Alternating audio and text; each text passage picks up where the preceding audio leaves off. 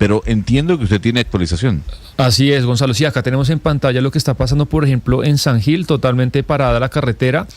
Y hay noticias, porque ahorita estaba Gonzalo reunido el Consejo Gremial, pues que reúne a los gremios más importantes del país, y allí estaba Colfecar, que es el gremio pues de transportadores de carga más viejo y más importante del país, tiene 48 años. Allí estaba Nidia Hernández, su presidenta, la tenemos en línea para que nos cuente qué está pasando, qué han conversado. Doctor Hernández, bienvenida a Blue Radio, buenos días.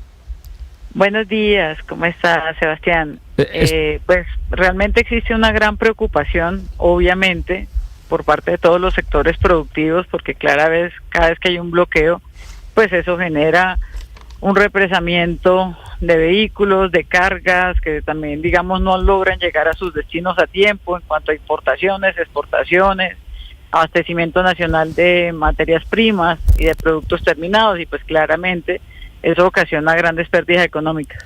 Doctor Hernández, ahorita estamos hablando un poco pues del derecho a la huelga que tiene cada ciudadano, cada persona, de las afectaciones, pero hay un trino que ustedes pusieron esta mañana. Le voy a leer una parte porque es largo y quiero que nos aclare al respecto y que nos profundice. Le voy a leer los dos primeros párrafos. Dicen ustedes: Colfecar se permite aclarar que los hechos que se vienen presentando en diferentes ciudades del país desde el día sábado 31 de agosto por cuenta de bloqueos espontáneos promovidos por propietarios independientes no se encuentran vinculados a Colfecar. Nosotros, como agremiación, en 48 años de existencia, nunca hemos promovido la utilización de las vías de hecho.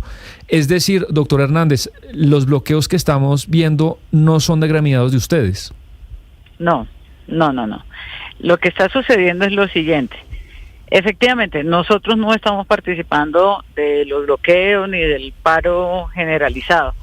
Sin embargo, lo que es importante precisar es que la gran mayoría de bloqueos que están, digamos, realizándose en el país son por parte de propietarios, pequeños propietarios que también están sintiendo, primero con mucha frustración, el anuncio y ya el decreto y el impuesto de subir el precio del diésel en medio de unas condiciones adversas donde ellos están sintiendo que está en riesgo su propio patrimonio.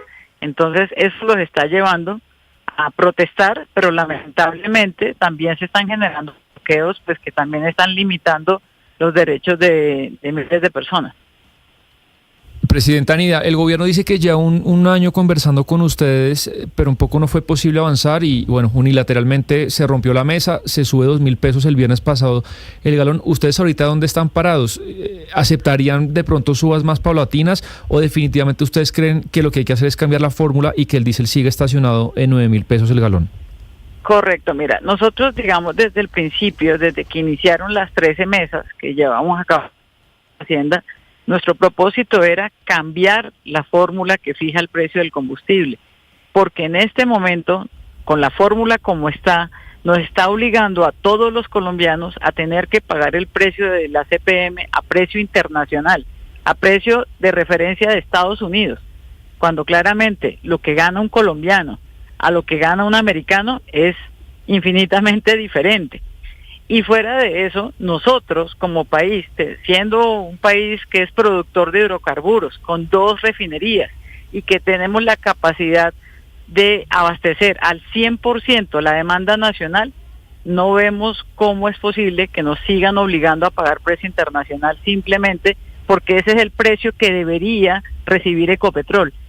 Eso para mí no tiene ningún sentido.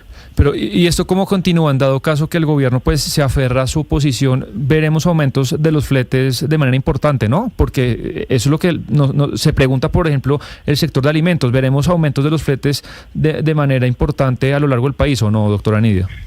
Sí, y le voy a explicar por qué. Porque digamos que el diésel no solamente lo utilizan las tractomulas. Tú has podido ver inclusive en las manifestaciones que hasta los tractores están saliendo a protestar. Hoy en día, todos los insumos en el campo colombiano, tractores, bañadoras, motobombas, casi todas las herramientas se abastecen de diésel. Entonces, si al campesino ya se le está incrementando el costo, porque pues claramente eso le va a pegar al precio del campesino de sus productos, y el transportador que le recoge en el campo también le suben el diésel, cuando ya el señor llega a la plaza de mercado, pues claramente los alimentos van a tener un incremento importante. Y eso es lo que va a terminar afectando es a las familias más vulnerables. Por eso quiero que se queden con el siguiente mensaje. ¿Qué es preferible? Que se garantice que Ecopetrol reciba, digamos, ventas del diésel a precios internacionales, o que no se afecte a 50 millones de colombianos teniendo un precio de diésel más estable y acomodado a lo que es la producción nacional.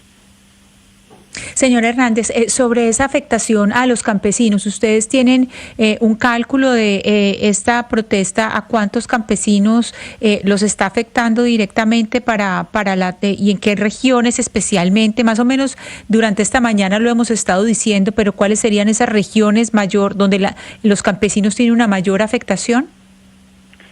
¿Afectación por lo de los bloqueos? Sí. ¿O afectación por lo del precio del diésel? No, afectación por lo de los bloqueos porque no pueden transportar sus alimentos. Bueno, digamos que seguramente hay unos departamentos que han sido muy fuertes en estos bloqueos. Santander es uno de ellos, norte de Santander, Boyacá, Nariño, Cundinamarca, también se están presentando muchos bloqueos. Entonces, sí, esto cada vez va tomando mayor vuelo, y eso obviamente está generando una gran preocupación, como les decía, a todos los sectores productivos. Yo creo que aquí el llamado de verdad es a que el gobierno reconsidere la decisión, a que abra también las posibilidades de buscar, digamos, alternativas, porque es que desgraciadamente esta decisión de subir el precio del diésel llega en el peor de los momentos para el sector transporte. No hay que olvidar que hace 2 años venimos viviendo precisamente más de 1.200 bloqueos a nivel nacional por parte de comunidades inconformes, muchas de ellas comunidades indígenas o comunidades que protestan por temas de servicios públicos, pero que finalmente todos estos bloqueos vienen afectando al sector transporte en más de 1.200 en el último año y 8 meses. Adicionalmente, una ola de inseguridad donde los atracos a los conductores en carretera ya han dejado un saldo de 18 conductores asesinados. La incineración de vehículos de carga, de buses, del cobro de vacunas a los conductores por parte de grupos al margen de la ley, y estamos viviendo un estancamiento económico que pues también ellos argumentan pues que cada vez tienen menos trabajo. Entonces, ¿cómo es que teniendo menos trabajo le van a subir el precio del diésel de esa manera?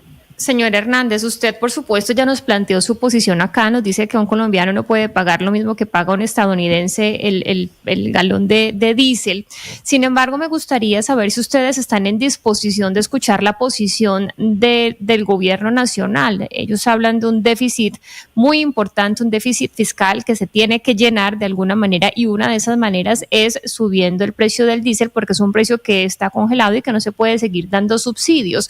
¿Ustedes están dispuestos a escuchar al menos esta otra parte para generar un diálogo, o están cerrados en que no se puede subir el diésel en el precio que dice el gobierno? No, mira, nosotros durante 1 año y 10 meses estuvimos en esas mesas escuchando ese tipo de argumentos. Seguimos obviamente dispuestos al diálogo, a que busquemos alternativas, pero yo también les hago la pregunta a ustedes para que ustedes también opinen, y es lo mismo a los oyentes. Si hoy en día eso es una deuda de yo con yo, porque el gobierno dice que tiene un déficit porque le debe esa plata a Ecopetrol. Entonces, pero lo que no, también es importante que la gente tenga en cuenta es que el gobierno también recibe de Ecopetrol, al tener el 88% de las acciones, recibe dividendos, y que por cada galón que nosotros pagamos como colombianos, pagamos 5 impuestos, que también llegan a las arcas públicas. Entonces, tengan muy en cuenta que ese déficit, ¿a qué se debe? Es la deuda que tiene el gobierno con Ecopetrol para compensarle no ganar el precio internacional que se quiere ganar Ecopetrol. Señor Hernández, usted habla de que están dispuestos a tener alternativas. Entonces, ¿qué alternativas usted presenta al gobierno nacional si no es la subida del diésel? La alternativa que siempre propusimos desde el principio, que inclusive el presidente está de acuerdo, hasta el ministro Velasco, que duró muchos años como senador, haciéndonos también la misma propuesta y la misma reflexión, es que debe cambiar la fórmula que fija el precio del diésel en Colombia, precisamente para que los colombianos aprovechen esa ventaja competitiva que tenemos como país, que le demos ese beneficio también a los ciudadanos colombianos. No estamos obligados a tener que pagar un precio internacional sobre un producto que se hace 100% en Colombia y que no tenemos que importarlo, a diferencia de la gasolina. La gasolina sí se tiene que importar en un 40% para atender la demanda nacional, el diésel no. Señora Hernández, antes de que se nos vaya, yo le quiero hacer una pregunta y sobre todo para aclararle a los oyentes y entender bien qué es esto, porque hemos oído varias veces aquí, nos ha dicho Sebastián, ahorita en la entrevista lo mencionaban. ¿Qué es un flete? ¿Eso quién lo establece? ¿Qué es la tabla de fletes? ¿A quién se le paga? Porque pues es una palabra que se ha usado mucho y yo creo que no está tan claro en el uso común. Listo, mira. En el transporte hay 3 actores que participan. Están los generadores de carga, es decir, toda la industria, el comercio, todos los sectores productivos que generan carga. Están las empresas de transporte y están los propietarios de los vehículos, que en su gran mayoría son pequeños propietarios, esos propietarios que tienen un vehículo o hasta 3 vehículos. Esos son los pequeños propietarios.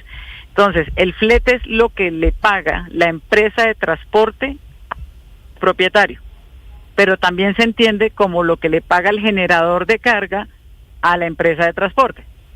Depende de cómo se mire. Pero básicamente es el valor que se le paga por el servicio de transporte de carga. Pues yo creo que era muy interesante, Sebastián, tener a Nidia Hernández con nosotros y entender un poco cuál es la posición de Colfecar, entender sus solicitudes, entender también su posición y sobre todo la explicación que nos acaba de dar con respecto a los fletes, porque muchas personas, como bien dijo Lucas, no saben y no conocen de este término. Pero Gonzalo, hay que agradecerle, ahí, señora. No, es que no podemos dejarla ir, doctora Nidia, se nos olvidó preguntarle, ¿qué habló en el Consejo Gremial? Ahí está, supongo, FENALCO, la ANDI y todos los gremios. ¿Qué hablaron entre ustedes de lo que nos pueda contar? Digamos que la preocupación de la mayoría de ellos, y también la mía, porque claramente esto afecta. Doctora